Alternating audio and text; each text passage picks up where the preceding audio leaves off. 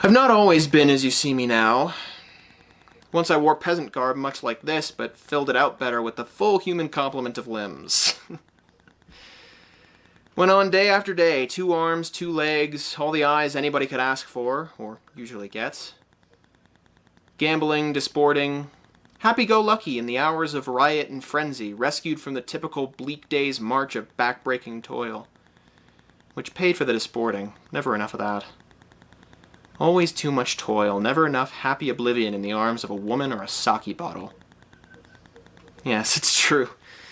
Even the sake bottles had arms then, or seemed to if you'd taken enough cups.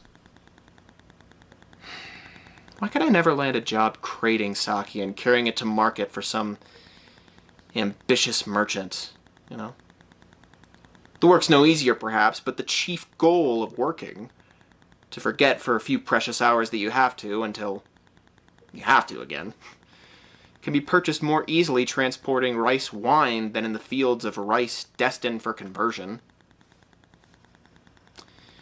Then I was a warrior in resplendent armor. Foot soldier, not the gleam and glitter of a samurai.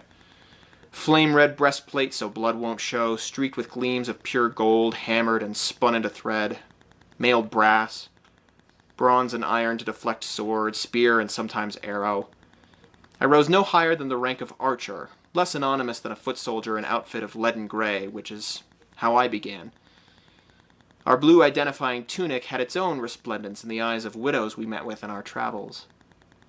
It was a good life in some ways. The wages mostly looted, which is a feast and famine proposition, but you'd be surprised how well it pays when you sack a good-sized town with hiding places for considerable hoarded treasure.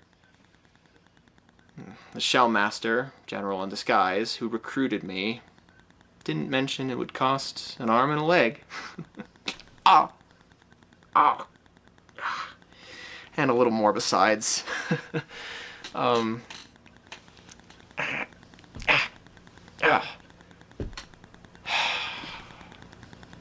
If one of you find that, I'd appreciate getting it back.